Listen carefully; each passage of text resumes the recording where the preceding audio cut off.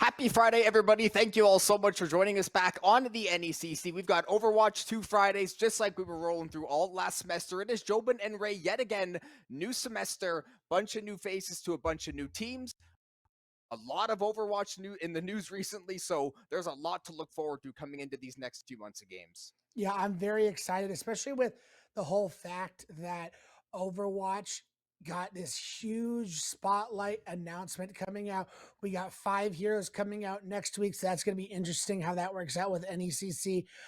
10 heroes coming out this year. We're dropping the twos, so it'll be just Overwatch from going on forward. Very excited for all these things happening. And we got two great games for you. So we're going to be starting in Division 3 for you guys. We got Purdue White going against the Carthage Redbirds. Yep, so the Carthage taking on Purdue there. The lineup's obviously on the screen there. Stepping up for Purdue, you're going to have online ASV Pow, Sarazen, Xanabox, and Hatsu XZ. And obviously for Carthage, ZXC, Ferocious Pig, Chicken Fries, Jumpy Wizard, and then Hollister. And we have had a couple patches since obviously the last time we did games was early to mid-December, I think, was the championships for the fall semester. And now we've gotten a few months later. There's a few more heroes that are in the game. Some of them will not be allowed today. I believe Anron is going to be taken out. They're disabled. Yeah. So if anyone locks in that, they're going to forfeit the map. So don't expect to be seeing any of that today. Obviously, Vendetta made a lot of news coming into the game kind of after the semester ended. So there's been a lot of shakeups, even despite, obviously, like we mentioned, the big week of news we just got. Yes, both of these teams have been pretty big names in the Division 3 for NECC. Carthage always finds themselves, in top 3 placements. Purdue White, same thing. They tend to always make the playoffs, and, they have mixed results, but they always do well. So I think this is going to be quite the game to start off our NECC spring semester with a bang. We do know what the first map is going to be, and that is going to be Busan. Yeah, should be a fun map one to open up. It certainly beats, getting the Lijiangs for so long that we did. And obviously the format has changed a little bit with OWCS. And basically after map one, whatever team loses, we're essentially free fire to go wherever they want. They're going to have a lot more variety to try to mix up the series and pick a map and a mode that they end up liking. So Purdue obviously coming in right. It is week one, so at least on paper coming in as the underdogs. But the beauty of week one is that a lot of teams are just going to use, I don't want to say a whole month as like a trial period, but you can play 1 or 2 games where you're definitely experimenting, maybe with different players, especially given how deep the Overwatch hero pool now is. So these first couple weeks is all about just finding your identity as a team and trying to find something that you can make work. Yes, we can see below we do have the bans coming in from both of these teams with Freya and Wu Yang getting banned out right at the gate. My guess is given we're on a Busan-like map, it's likely we're going to see Lucio for your main support, especially with Wu Yang getting banned. And then it's just going to be a mixture, which is interesting because I haven't. Obviously, we've all been on winter break for the longest time, so mostly been having to get our fill through, OWCS scrims and collegiate scrims and stuff. So, especially since this is the week before a big patch is going to drop, it's almost kind of like a farewell to this patch. That is true, I guess, yeah, with more patches coming in recent, things are just going to continue to shake up. You mentioned, obviously, just basically Overwatch said, listen, you want heroes, you want maps, you wanted a complete facelift of the game you know and love, we're going to bring that all to you in the next 12 months, and we are going to see Ferocious, obviously, and ASV both locking in the Vendetta there, and this is certainly a hero that I'm not sure exactly how overpowered it's going to be in some of these team settings, but I have gotten abused by players in solo queue on this hero. Oh yeah, Vendetta is a monster. We're going to see the Sim TP coming out of spawn from inside of Purdue White. They're going to get things set up as we speak. Has the path, trying to set things up, trying to find a way in and able to try and make something happen. Yeah, I'm definitely curious to see which one of these Vendettas. Obviously, it's not the whole team, but it's kind of that new toy that we like to play with, especially the first couple weeks. And I know Vendetta did get a very tiny nerf to some of the damage and some of the abilities, but ultimately, this is one of these hero carries that you need a lot of CC and a lot of hard focus to lock them down. Otherwise, you see 4 Vendettas in the feed back-to-back like that. Yeah, and the Zarya, no surprises here. Zarya syncs up really well with Vendetta because Vendettas want to be aggressive. They want to look for combos. And, what's going to help you survive through a lot of that without having to get out quickly is going to be those bubbles. So it's no shock to see that we'll see both these teams going this route. Yeah, and then obviously you have the lamp coming in for the side of Purdue, so Xana can just toss that down, maybe in a pinch as well, give everybody that last little second that they need to stay alive, but Chicken Fries is going to cut down ASV early on said Zarya, and it took a big, long team fight, but we are finally getting capture. Carthage are going to be the ones first to the break, and now you've got the Zarya running down the rest of the backliner, Chicken Fries, seeing if they can at least find something else going, and yeah, it is going to be a few more kills going over to the side of Carthage, a nice little kill streak, and they are racking up some percentage. I will say you unfortunately lose that fight, and you're giving up a lot of percentage if you decide to Purdue White, but you did get Chicken Fries on your way out, so they don't get out with all of that charge, which is one of the reasons why Chicken Fries was running amok, was because he was such high charge, just able to melt people on that Zarya, so now they're going to have to look to reset that as ZCX gets a big opening pick. Oh, yeah. Yeah, it's all... Oh, yeah, it's going to be it's about finding those early picks and try to create some advantage any way you can. Unfortunately for Purdue, you are getting absolutely ran in the spawn. That is a team kill. No one even able to get an ultimate online to attempt any sort of hero play. Carthage able to lock every single avenue down, and now as these check marks build up for the side of the Firebirds, they are going to be sitting pretty for the next fight. You have to keep remember, folks, that there is the UI bug for the colors of the kill feed, so just keep that in mind. Just listen to our calls. We will make sure to get that right, as we do have the Vendetta ults coming in from both of these teams, which can be so deadly. Here we go. Yeah, Feroz just trying to line something up there, seeing if they can get anybody zoned off or at least do a little bit of damage. Nothing really doing on the early ultimate, but the beat drop from Purdue, and now the Graviton will follow up, so every team, or both teams, they're going to decide to go for heavy investments in the rest of this team fight. ZXC still sitting on an overclock. ASV is able to find a kill on the opposing venture with the ultimate, and there is the overclock out of ZXC, able to shut down the opposing Sojourn online, deciding to not pop the overclock, and luckily for them, Purdue able to win the fight at the very last moment, and now they finally get a capture. Yeah, his power went crazy in that fight on the Vendetta. Was able to make the ultimate work and then combo that with some good kills in the end. Carthage is coming back with that Kitsune Rush, so online has to be ready to use this overclock at the drop of a beat. Yeah, this could be a fantastic zoning tool. You've got a little bit of space to play around with the slide jump as well. So online, you got to value that life and value that ultimate. So Raisin's not quite to the Graviton yet. The Kitsune Rush just a little bit away from being online as well. And the Zarya's going to end...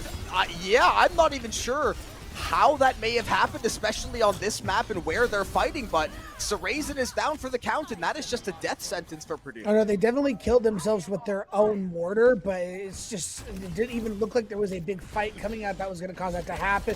You see Saracen having to go into the defense to try and touch, but not able to get there in time. The stalls and boops coming in from the Firebirds, able to give them the first point and go up 1-0 on Busan.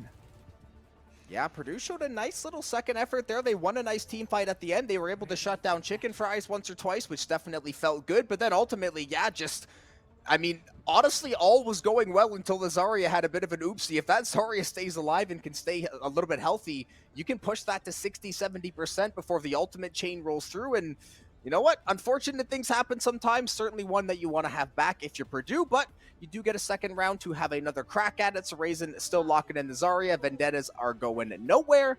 And we've got the Kiri Lucy backline like we normally see. Yeah, as we do see, as you mentioned, Sandbox, who was on the Baptiste for a lot of that first map, now just realizing the power of that Kiri, because there's a reason why she's been one of the best supports in the game since coming out, and now they're going to match that. So that might give them that much needed sustained power, and just having that Suzu available can be a get-out-of-jail-free card. Yeah, Kiriko is essentially the ultimate. It ain't broke, so don't fix it. Just play the hero. It is strong. It has basically been broken since release. Just use it. It is quite good. And speaking of good, Ferocious Pig able to scoop up a double kill, taking down Xana and online, and that gives Carthage all the advantage they could ever ask for. Only ASV and Hats with the two left standing, and then even the Lucio not able to escape. So a quick team fight win for the Firebirds, and now they can go on the offensive again. Yeah, again, Carthage is just, you know, they're just go, green light, green light. Ferocious is constantly harassing this backline of the side of Purdue White. And that's kind of how you have to play it with this Vendetta. Either they need to trade backlines or they have to turn and peel for the Ferocious who keeps going after the backline. Yeah, Vendetta, especially say even just joking about getting slam by it in solo queue, like this is a hero that if someone is really, really good with skill expression. Their mobility is insane. You can definitely find some good plays, but Carthage right there, it is just teamwork making the dream work. Purdue seemingly having no chance in the fight. They only take down Jumpy. Everybody else healthy and alive, nearly a scratch on them. The ultimate's just slowly but surely building up for both sides as well, but Purdue obviously starting down 50%. As ZXC has built up that rail shot, ready to shoot at any point. Ferocious 10% away from the Vendetta ultimate. Let's see what Purdue White's going to do to rotate this time. Yeah, they don't have any ultimates to go for any sort of engage, so if Carthage can get Ferocious's online a few seconds earlier, could potentially just go try to make some sort of hero play, but Purdue right now, they're going to cause a skirmish around the point. They're trying to contest, but Hats is just getting absolutely slammed. The Swordsmith trying to go to work on the back line now. Purdue yet again falling one by one throughout the feed. Carthage, only one support again dying in the fight. No ultimates required, and Carthage able to reset that progress back to nil, and they are looking good for the end. Yeah, that's kind of what you mentioned. The most important part is they're able to win these fights with zero ult commitment whatsoever. So they're going to be able to have 4 or 5 ultimates coming into this fight while Purdue. So they're going to be able to match Purdue with a great grab. Oh, right into the bear trap. They tried to Kitsune onto the point. The Graviton pulls them all in to try to slow him down. Now Xana's going to pop a late Kitsune. ASV is going to take to the skies and see if they can make anything happen. But unfortunately, ZXC and Chicken Fries are absolutely slamming all of Purdue White. They get thrown through a table on map 1 of Busan. That was fantastic work out of the Firebirds, and definitely was hoping that we'd see the Vendetta. I didn't know if I was delusional for thinking it was a little bit overtuned in solo queue, but I feel like my fears are being justified. Yeah, I mean, we talked about coming into this how both teams have always done really well making playoffs. Carthage tends to always find themselves within the top 3, whether grand finals, losers finals, whatever. They just showed it. They came in and they made a huge statement. They just smashed the hammer with the nail. They said, hey, this Vendetta role, we got this figured out, and we are here to win Division 3. And again, great opening statement. So as we continue forward through the rest of the series, question is, where do bans go? What maps do we go to? Because now the map control is in Purdue White's favor.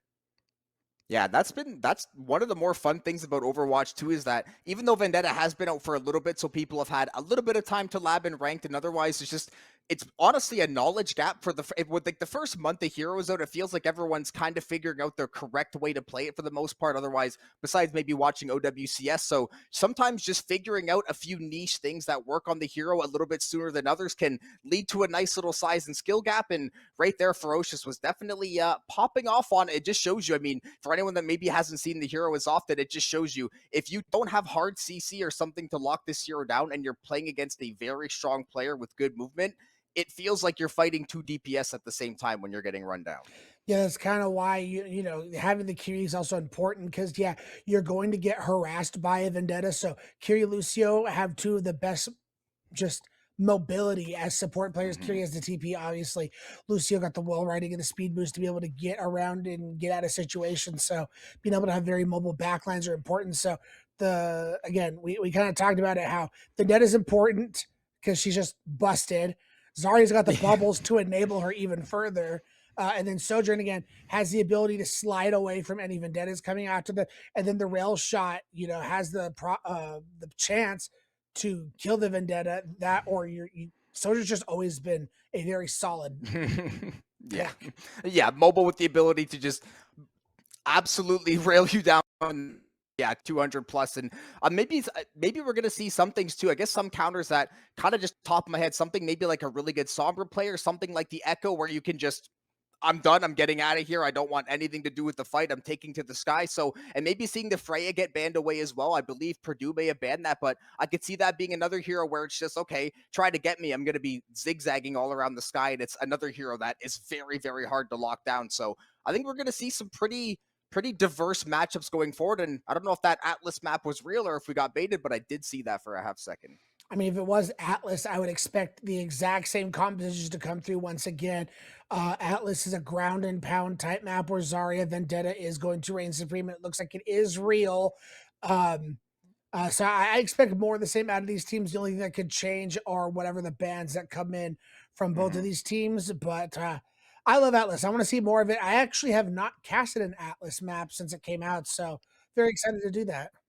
Yeah, I was literally just about to say, I don't think that we ended up getting it at all throughout the entire time. And yeah, Purdue, respect banning Vendetta. I certainly agree with the decision, even if, right, maybe Vendetta is not necessarily the biggest problem, but it can be the biggest problem, and it is an annoying problem to deal with. So much easier to just send her on her way, move on to the next. And we are talking about a little more brawl style. We do see a Junker Queen picked up for Sarazen, Symmetra getting scooped up in the early going for online, and Chicken Fries, no reason to swap after that performance. Oh yeah, Chicken Fries was farming on the Zarya, so it's no surprise. Which is really interesting because the Junker Queen and the Zarya matchup, it is because like ideally you think on your head, you know, Junker Queen relies on the bleed very heavily, but Zarya can just cleanse that.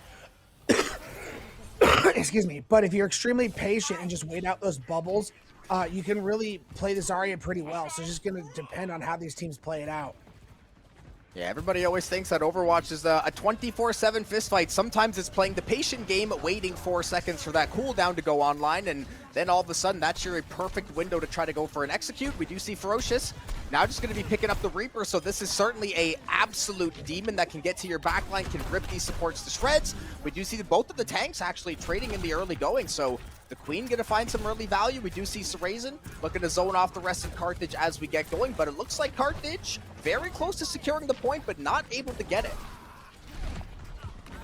That they are not, as Carthage will eventually get the point, as they just have the Zarya just continuing to be able to get charged, and we're going to see picks from both sides going back and forth, and no one's been able to settle this yet as Holster gets 2. Yeah, the DPS, Kiri, and then Ferocious and Jumpy getting involved onto the action. That's a 5-kill streak for the Reaper. So Ferocious clearly showing if you give me any DPS that has any sort of playmaking, I'm going to be able to take us to the Promised Land. Chicken Fries gets another stagger onto online. That's going to feel a little bit bad for the side of Purdue White. And now everybody looking to get ready and get stacked up, but Ferocious Pig, basically a bomb waiting on the other side of the pillar, and yep, 100 to 0's the Lucio. Now you're going to try to run down the Kiri. Ferocious still trying to maneuver through the back line, and actually able to get away with double murder, finally taken out. But Carthage is essentially at 100 points here, 100%. Yeah, their team was backing him up pretty well. Eventually they get down, getting Sarazen there, all but seals up this first point capture for the side of Carthage. Is they're gonna just have to, if you're Purdue White, you just need to take your lumps, move on to the next point. You're still, as we see online, immediately swapping over to the Reaper, which is gonna, you know, provide that frontline damage to help put onto the Zarya. I think it's gonna be a good swap here, but Ferocious is gonna have this Death Blossom online. Yep. Let's see what they can do with it. That's the only caveat. I like that online does go for an early swap. I always say about how I hate the late panic swaps. But the thing is, you didn't get your overclock online, and now you have to restart at 25%, and you said it perfectly. They have Graviton and Death Blossom for whenever they decide to set that sucker up. So right now, Carthage, I mean, they definitely have the advantage going in. Online is going to be the first one taken down yet again. The Rampage is going to go through and connect onto a few, and actually does get the Death Blossom, the Ferocious shut down. So Purdue White's main tank taking everything into their own hands, and now you're going to get a little bit of sustain from the back line, but there's NECC waiting in the wings with the overclock, but Sarazen still able to stay here and contest the point, even though it is looking a little bit grim. I will say overall for the side of Purdue, I think you will take that. I mean, it was a 3-for-2 trade, but getting both the DPS and the grab out of the way is going to be a big deal. The thing is, for your incoming blade, they will have beat to be able to match that. So that's one thing that's going to be a little dangerous, especially since Hollister can also put a Kitsune Rush after that. So they do have a lot of tools here. And again, Ferocious just keeps finding these hiding places and keeps surprising them. You can't keep letting this happen. You have to know Ferocious is going for these. Yeah, the call came from inside the house. Unfortunately, they are not up on their Ghostface lore. That Reaper was chilling. 4 people essentially do not see them. And that is the result that you are going to get 10 out of 10 times against a strong DPS player. And now it is a conga line into the Purdue White spawn. Carthage right now, they are basically tap dancing on their graves. They are nowhere close to contesting the C point. And look who it is hiding in a side room. Yeah, as they gotta be prepared for these kinds of things. We're gonna see the TP coming in from online, gets blown up by Hollister.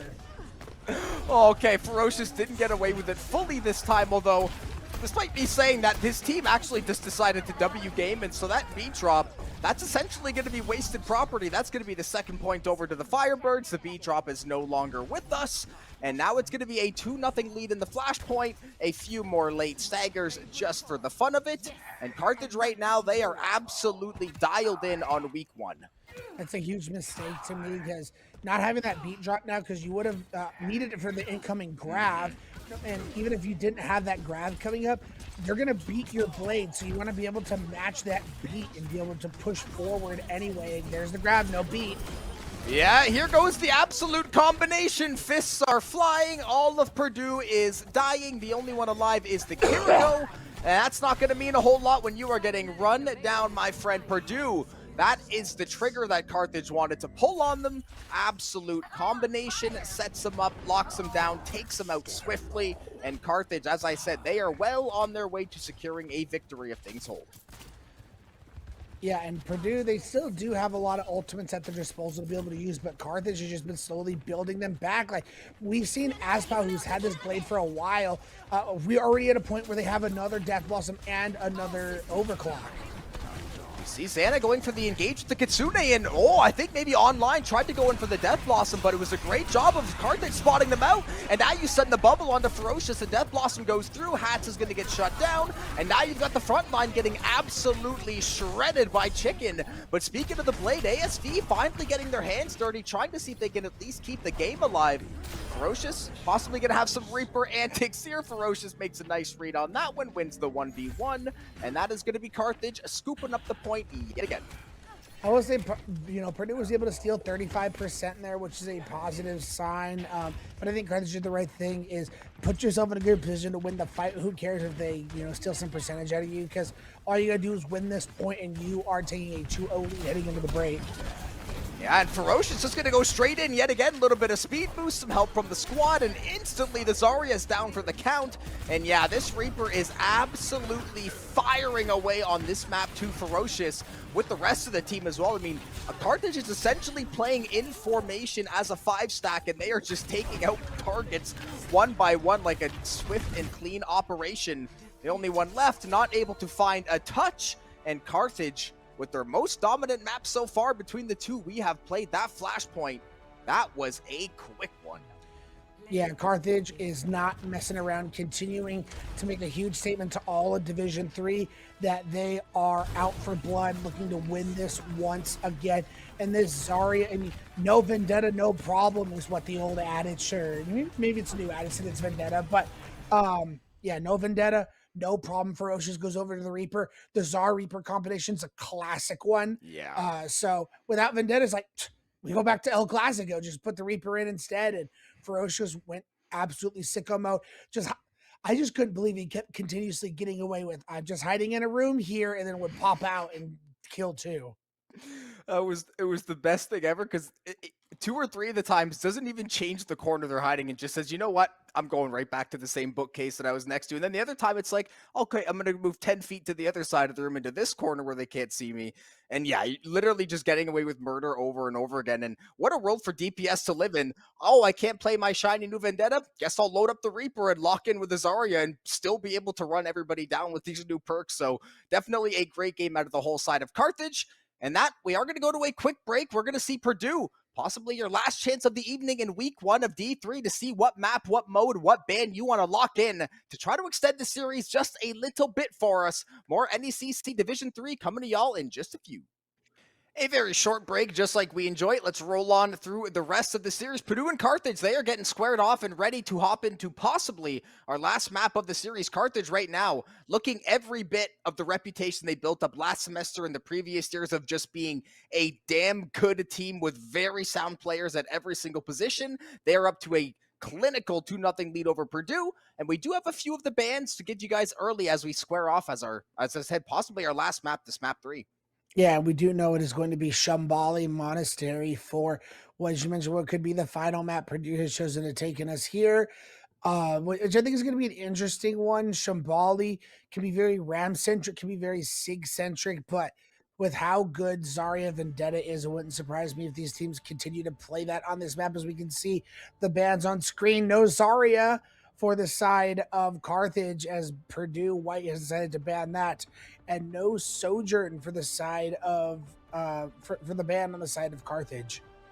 Yeah, I guess Carthage noticing that online had really been playing mostly, in obviously mixed results, but it played a lot of the Sojourn the first two maps. Obviously goes for a late mirror mode matchup to the Reaper. It doesn't necessarily go that well, so they're obviously not going to be that scared of the Reaper. So now the Tracer is potentially that option. ASV is going to be picking up the Freya. We saw them have a few nice moments on the Genji, just a little bit less impact as a team, obviously. Ferocious, you already know what time it is. They're hopping on the Vendetta. Woohoo! And I think banning away the Zarya was obviously a good choice, and it is just pick your poison for Purdue because we know Carthage has a very deep bag, and now we get to see Ball and Vendetta in tandem. Yeah, I question if the ball's actually going to come out. We just don't see that a lot. And Lucio, Curie, it looks like, yeah, they're going to go Diva, which Diva's going to be interesting. You just basically got to watch your sightlines, especially on the Rock against the Sigma. But outside of that, as long as you play your angles pretty well, you should have a good time. And with Aspau, who's on the Freya now, I mean, Diva can just eat those shots up. Yeah, and speaking of playing angles, ZXC is just looking for that one player from Purdue to step 8 pixels out of position.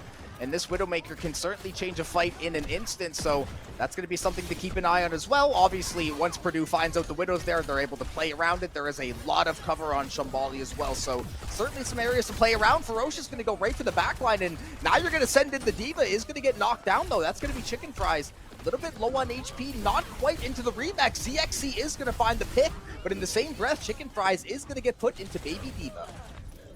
And Ferocious going down from online. Make things difficult, especially because you get staggered on the Baby Diva. There's not really anywhere you can jump off the edge, so you have to either go back to spawn and swap, or just farm your Baby Diva form back. And Chicken Fry is going to go over to the Ramatra now, which is not surprising here. As I mentioned, Ramatra is the two main choices on this map. ZXC now going to get off the Widow and go over to the Cast to try and help deal with online on this Tracer. Yeah, it was a wholesale switch out of Carthage. Jumpy's going to hop over onto the Wu Yang as well. So they're like, listen, we don't really like how this comp's going. Let's just full change it right now while it's early in the game. And we're going to maybe like our chances a whole lot better. And this time, things are going much, much better. That Brawl comp certainly proving some good results there at the end. Carthage, they switch 3 heroes and they pick up a team kill not 15 seconds later. Yeah, the Wu carries a very strong support line because obviously Kiri is Kiri, but Wu is able to add extra poke, give that passive healing stream onto any of your players, but in this case it's probably going to be Ferocious most of the time, being able to go to that back line and still have that passive healing. And Wu's just in a very good spot. Ferocious is playing BBE and just sitting in flank angles and camping in corners. This is hilarious that it keeps working. This time they brought a teammate with them. They found a few kills. We do see it forces Sarazen to burn the ultimate as well. So the Graviton Flux certainly probably didn't want to use it that early, but circumstances have called for it. ASV is able to find the kill onto ZXC, so possibly a sign of life for Purdue. The window's going to get burned, and instantly Xana's going to get taken down with it, though. And there's the Pulse Bomb. Will be not hitting anything. And Carthage right now, it is a bloodbath. Yeah, once they get going, man, Ferocious has just absolutely been running this series map to map to map, whether it's Vendetta or Reaper. They have been dominating, and they won that again with 0 ult commitment. Sarazen had used the Flux, Xanabox used that. I mean, they used everything. They used everything. Sarazen now going and matching the Ram, but man, that was not a great fight for Pretty White at all. They used way too many ultimates. Yeah, Carthage, I think they literally just decided if we just play like we're tied to a tether together and we just hands check the other team, we are going to be in a fantastic position. And so far, that appears to be true. Ferocious just being an absolute demon against this Tracer online. Unfortunately, there's quite literally nothing you can do about that. You just have to take the L with grace. And yet again, Carthage, 3 ultis invested, 5 kills secured, and they will essentially get this next checkpoint. It maybe will be a last-second stall out of Purdue, but it's basically sealed. And this tells you everything you need to know, by the way, Jobin. Like, they used 3 ultimates there, and they're still going to have the advantage if they want to come in late stall here, or, this next fight coming up, because it's still going to be 2-1 in the ult advantage for Carthage. They're going to use the bubble here, ZXC. I mean, they're already finding kills. Yeah, and they killed the tank first, which means that things are looking a little bit grim. Chicken Fries does get traded in the crossfire, but if you're Carthage, that is a noble sacrifice. The Ramatra falls on the sword for the team, and everybody else just scoops up the easy kills. And Purdue right now just in a constant state of on the back foot. They cannot move. The second Carthage spots a pixel of the opposing team, it is all guns blazing. Yeah, and they're still in a situation where it's Bola versus their Vendetta ult, so they still are even in the ult exchange here, as Ferocious doesn't even need to use it. They've been putting enough pressure with just the Vendetta not needing the ult at all. Yeah, so I'm waiting for them to decide to finally make that huge play. Ferocious going to take to the skies, try to line something up. Not able to, but that's only because NECC takes down half of the team in the meantime, and now the Vendetta can still go to work on the back line. This Cassidy, though, NECC really putting in work these last few fights. The Deadeye is going to be expended fully. Eventually, the Sombra will come for a cleanup kill for Purdue, but Carthage, 2:55 on the clock, and they run through Shambali. And this tells you everything you need to know about Ferocious and how to play Vendetta. That final fight, you know, all these kills happen, the ult comes, you know, they get a bunch of damage onto the Ram pops form. She swings at the Ram twice, but realizes, no, I do not need to be going after the Ram. Immediately turns head, goes after the supports, goes after the squishies, kills them quickly, and there's nothing Purdue could do in that situation. And now their backs are against the wall. 3 minutes and counting from Carlos. We have to keep in mind, you know, they spent like half their time being like 2 minutes of it on, you know, not the comp that they were out. So imagine if they came out with this to begin with, it would have been messy. So Purdue has to find some answers. This is their last opportunity. They have to cap all these points, and they have to go to extras at this point. Yeah, that was a good point. Carthage did essentially, I don't want to say punted the first team fight because they certainly thought what they had was going to work, but that wasn't obviously the comp that they were most comfortable on or that they liked the most, because what they drafted up there for round 2 was absolutely stellar, and they literally did not stop moving after the draft change. So Carthage now absolutely pole position to win this, and Purdue, I mean, not only do you have to win the map, 2:55 is still a more than respectable time. You've got to play damn good, especially here off of the break. If Carthage is able to get 2 to 3 team fight wins in the early going, it is going to be a possibly good night early. Look at that. I love this. As the Rhine Sim Vendetta comp is just holding close to the point like this, and see how much time they can burn off the clock, because this is a very, you know, all-in composition, and they're just trying to waste as much time as possible. Oh my goodness, they literally box trapped them in the corner. They let Purdue walk to the cart, and then they absolutely pulled up. They Maywalled everybody off, and they just, it's like shooting fish in a barrel. Literally, they just had them all huddled up in the corner for warmth. Unfortunately, it was the cold embrace of the Vendetta sword and that Rhine frontline in Carthage. Yet again, I love these cheeky little spots they're playing. We do see Xanabox going over to that Ana, trying to get antis in there to try and break this spawn hold as quickly as possible. That's going to help. Ferocious goes down. What a great swap over to the Ana. Yeah, so Raisin now able to at least stretch their legs a little bit. The Ramatra picks up a few of the last kills, and finally, Purdue, and I think Carthage, right, even I think that was them having a little bit of fun, because doing that as the first play of the game, that's great. You do it twice in a row, you know that someone's going to have an answer for you, so definitely a bit of a heat check, but certainly was still pretty successful, considering that for Purdue, you at least get to get out of the spawn. I was curious if they were all just going to look to die or, you know, and swap the comp, but they all got out. They get a huge charge onto Sarazen and then go back to the spawn room. Yeah, the anti lands onto 2 into Ferocious and Chicken. Unfortunately, just not enough to get any more damage or sustain to finish off the kill. The Lamp's going to save the Reinhardt as well, so these cooldowns are being cycled very well by Carthage, and we've been saying it all series as well, but you can just see every single player, the second they need to make that play to keep one of the homies alive, they are just making it without hesitation. Yeah, and again, they're putting all this pressure, and so far I've only used one ultimate. Purdue hasn't used anything, so they will have a slight advantage coming in, but Carthage has some big-time ultimates. Window, Blizzard, let's see, Blizzard comes out. Oh. Yeah, this could be the start of something absolutely horrific for the side of Purdue. Hatsu's going to be the first one to fall, so the Wu Yang ult not going to be around. Nobody else going to get taken down from the Blizzard, but that is the ultimate zoning tool. And again, we talked about the time being the real issue. It's not only do you have to win the map, you had to have won this team fight about 2 minutes ago to have a great chance. Yeah, the time bank just at this point, it's not going to be super in their favor, but they have to make sure they can even get this first point. Let's see, they still have the Vendetta ult, but there's the Ram ult, there's the Nano, there's the Bubble. This is a big investment from Purdue. They did take down Jumpy, and then the Ana actually doing a really good job against Ferocious. They did a great job of landing the sleep, landing the anti, honestly, about as well as an Ana can do in a 1v1 against the Vendetta. So give a lot of credit to Xana there for trying to at least keep that Vendetta a little bit downwind. But Carthage now, they're coming back with a few ultimates, and Purdue White, they are not going to be able to get this point in time before the contest. Yeah, this window from Hollister, because of where the cart's going to be, can actually go pretty insane. It can force a lot of positioning, force a lot of people off of the card. The Vendetta ult comes out and it finds Sarazen. Yeah, slam dunk onto Sarazen's head. Ferocious Pig gonna get hooked up with the lamp and a little bit of sustain there. The sleep's gonna connect. But in the meantime, you've got Chicken and Hots trading each other out with ASV. But then you've got that Mei, ZXC, playing so good on the Cassidy. And now the Mei just absolutely leveling some of these Purdue players. The Blizzard already going to be back online from the last team fight.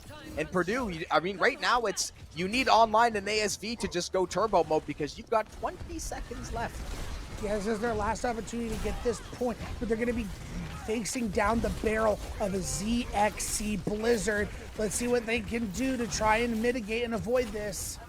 It's going to be Blizzard Shatter, which is quite a hard combo to try to play the game from. We are going to see the Deadeye used up early to take down the Baptiste, so Hollister not going to be around for the foreseeable future, but the Blizzard able to do the rest of the work. And oh yeah, there's still a Shatter waiting in the back pocket. Chicken just holding it for the perfect moment, a little bit of slash and dash, and Carthage Firebirds Red 3-0 in their first game of D3 to start off the 2026 season here at NECC. That was absolutely lethal. Yeah, that was just a dominating series. Carthage, as we talked about, once again, just showing that they are here looking to win Division 3 and just put out a huge statement win.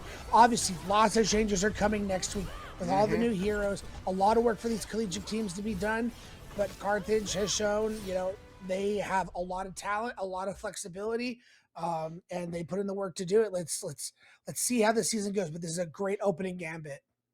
Yeah, and I guess considering all the changes that are coming, I know oftentimes not that week one doesn't mean anything, but obviously it's kind of like the figure out process. But with so many changes coming, you got to pick up these wins everywhere you can because who knows how good your team is going to be at what version of the game you're going to get in a month. And then maybe we're going to get another big update in 2 months because so many changes. It's going to be a cascading effect of we need to fix A, so B, C get changed. That means we have to change D, and then this one's going to get fixed. So it's going to be a lot of work for these teams, like you said, to really just get in the lab, watch OWCS, get in practice, get in the training mode, and really start to lab everything. But Carthage, they've got this version of Overwatch 2 down on lock, it seems like, so I'm sure they're going to be honestly just excited to have more tools to play with going forward. Yeah, so once again, congratulations to Carthage Firebirds Red getting their first win of the spring semester, going 1-0 so far in Division 3 and setting themselves up for what could be a dominating spring semester. We are going to take quite a long break, just checking my watch. We got an hour and 15 until our next series, but it's going to be a good one. We're going into Division 1, and we got the UCSCA team going up against Northwestern, which they have been the surprise team of the semester. They came out of nowhere and made 2 big statement wins in the NECC matchup games to decide what division you're going into. We'll get their first peek at them right after this break, but don't go anywhere. It's going to be an hour and 15, 10 p.m. Eastern is when the next match will start. We'll be right back.